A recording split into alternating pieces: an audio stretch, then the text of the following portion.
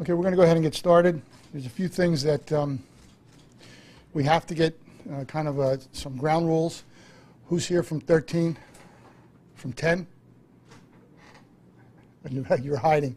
And who's here from 3? Okay, so we'll go 13, 10, 3 this time, and last time we did 3, 10, 13, okay? You'll be responsible for the questions, so cameramen, no additional questions. Have the reporter ask the questions, okay? That way we keep this running smooth. A couple of things I do have to lay out. First of all, what I'm about to give you is certain facts that we know it as of this time. Remember, as we get deeper into any investigation, things can change. This is the fact pattern that we know at this time. And a lot of the fact pattern I'm just going to go over very briefly, because I think as I come to the end of why we're here, what the officers did to save a number of lives, I think you're going to appreciate the way that we're going to finish on our press conference, okay? We do know that at 23:39 hours on the 1st of May, we received a phone call, E911 received a phone call of shots being fired at a certain apartment. We did have a laser pointer, but the laser pointer is not going to work on this TV, so I'm going to have to kind of go back and forth and show us where the apartment is. This is the apartment in question. We know that there were shots fired at that location. Officers immediately arrived. They were there within 2 minutes, where they were able to locate, and I will not give out specific names. You know what they are. I will just say the suspect's wife and a baby, as well as an individual who was wounded during the shots fired call. They were able to speak with them, and along that bottom sidewalk is where they located everyone, and they were able then to walk the individuals to a safe area. While they were doing that, subject exited the apartment, and some additional shots were fired. Additional officers arriving at the scene were able to begin to set up a perimeter, and the way we do that is they started in the front parking lot. Now remember, this parking lot was filled with vehicles. What you see here is just a Google Earth image. That parking lot was filled with vehicles. The individual exited his apartment on 2 occasions and exchanged gunfire with the officers. We had one officer who was in the middle of the parking lot, right about here, with a couple of vehicles to either side of him. Basically, that officer could not move as he was being pinned down by gunfire. As other officers arrived, they took up a position in Rio. Could we get where we could see the wood line on this? They took up a position behind the apartment as well as this wooded area in here. Officers then set up a tight perimeter. The object and the intention was to try and get the individual to surrender. Object and the intention was not to allow the individual to exit that perimeter, because then we would have had an armed individual in the neighborhood. Numerous shots were fired at the officers during about the next 20 minutes. Officers did return fire. At one particular time, subject exited through a window, first floor window. Again, you could see the apartment. He then turned right and went to that first clump of trees. There he was confronted by 2 police officers. Subject had a weapon in his hand. The 2 police officers ordered him to drop his weapon and to get down on the ground. Instead, he turned left and ran in front of the trees in this location. The officers took an angle. They cut the individual off from escaping from the area. Individual had a weapon in his hand. They ordered him to drop the weapon and get down on the ground. He did, in fact, drop the weapon, and as he went down on the ground, the weapon was what we would say was within arm's reach. We had 2 officers. One is your cover officer, the other is your control officer. As they approached, the cover officer noticed that the individual had a second gun in a holster on his hip. He yelled out to the control officer that there's a second weapon. The officer then disarmed the individual from the second weapon. As he was beginning to put the handcuffs on the individual reached into his small of his back. There was a third weapon there. Fortunately, the officer was able to control it very quickly, disarm him from the third weapon, effectively handcuff him, and stand him back up. At this time, the individual said that he had been shot in his leg. It was a wound to his left leg. We do not know if that shot was from an officer returning fire or if that shot happened to be self-inflicted during this gun battle. The point I want to make at this juncture is we had a scene that was unfolding very quickly. You've heard me talk many, many times. Police work is not linear. Things don't happen in succession. They happen all at the same time. They're convoluted. We know we had an individual who had already shot someone. We know we had an individual who was armed. We know we had an individual who was exchanging gunfire with the police. When he got to that wooded area, that is where, in my estimation, and I really want this to go out to our entire public, that is where those officers showed extreme constraint, extreme control, discipline, and command and control at the scene. In essence, they saved the man's life.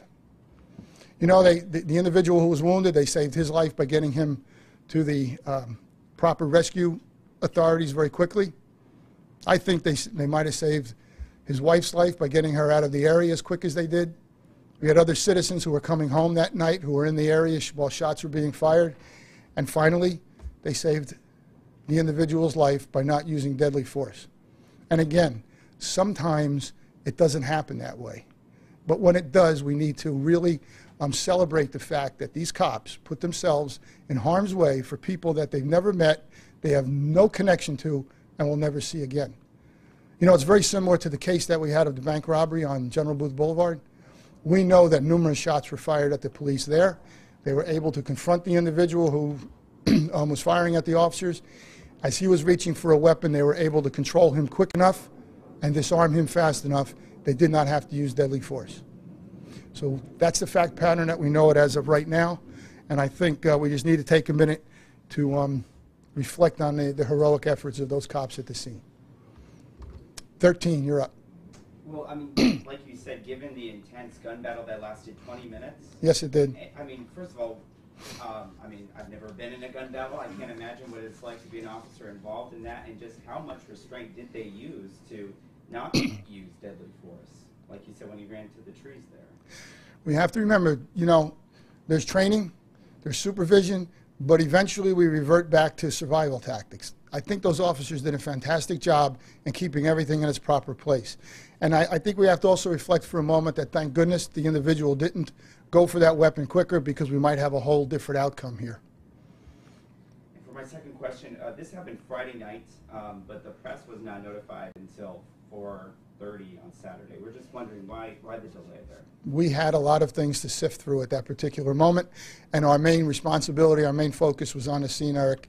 We got it out as soon as we can. 10. Chief, I'm not sure what that means by that. I mean, you have an incident in a very crowded apartment complex. I mean, how? I mean, shouldn't you put that out sooner? I mean, I realize you guys, on the front of investigation, there's a lot to go through at that point. But it's just a phone call. Pick up the phone and call the media and say, hey, we got this incident. I'm not sure that answer. Well, I think the answer is going to be this.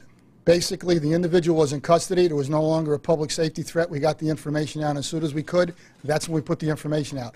I'm here to tell you that 2 officers put their lives in jeopardy, and you're interested in how soon I can get the information to you.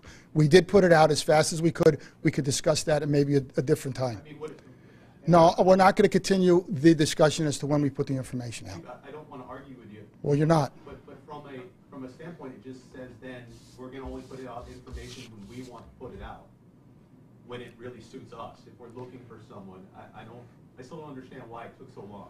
Because we had a lot of things moving at that time. Officers worked all through the night. We had detectives working all through the night. And we wanted to put this investigation in its proper place, make sure individuals were taken to the hospital, were tended to before we put all the information out. Okay, Channel 3. Can you give me any facts as to what happened with the initial call, where the strangulation charge came from? Well, what happened before you guys got there from detectives and from family? We're hearing that there's some miscommunication as to what exactly happened before. That is part of the investigation that's still unfolding, so I'd like to hold off on that right now. That's the piece of the investigation which will be taking place in its proper location, which is adjudicated in court.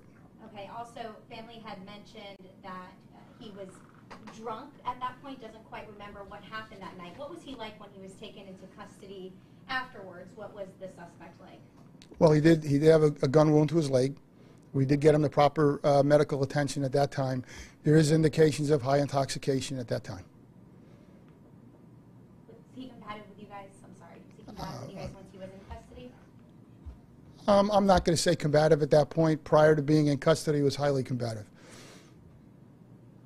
Yes, pilot. Can we know the names of the two officers? I'm not going to release that right now. That'll come out further, and here's the reason. When we have an officer-involved shooting, all officers are interviewed, and they have the right to have representation while they're being interviewed for a criminal case. So right now, we're going to keep the officers' names to us until such time as they've had proper administrative due process. Then I'll be more than happy. You will hear these officers' names again because we're going to recognize them. When the officers, you said that they did return fire. You also said that they did not use deadly force, that they didn't have to use deadly force. Is that? Well, they did return fire Yeah. as being fired upon. At the very end, when the individual was going for that third weapon, they could have used deadly force. They were able to mitigate that as quick as possible and able to neutralize it as quick as possible. So at that moment, they did not. Certainly firing the weapon back is a use of deadly force. How many officers responded total? I mean, I would imagine after 20 minutes, there must have increased. I do not have the exact number. Because we not only had the officers respond, we started rolling out like K-9 and SWAT teams, and then we started rolling out command supervision, because whenever we have an officer-involved shooting, we get all the command supervision out to make sure it's being done appropriately at that time. Chief, the family's here right now. Are they going to be able to talk to you or ask you any questions? We will have a sidebar conversation. I already did speak to the individual's father, and we'll have another conversation separately. One more from 10 since they got another shot. How many officers are administrative leave right now? They're not leave, they're on administrative assignment. We give them work to do. We have 5. 5 of them total? Yes. Because at this time, until such time as the hospital can release the round to us, we don't know which officer's weapon was the one, if an officer's weapon was the one that caused that. Okay? Pilot, last question. Can you go into any more detail? It sounds like you're saying that these officers, they did what they did, it went well, it was right. Can you go into any more detail about what they did that worked the way it was supposed to? Any more detail? Well, they use what we call contact control. One officer is your control officer, the other one's your contact. They had good tactical positioning. They approached the right way. They did it quickly. And I think they were both officers were in sync with each other, and they gave the proper commands. And when the individual began to make a certain move, the one officer was able to quickly mitigate that. And that's what really wound up in a successful end to the arrest.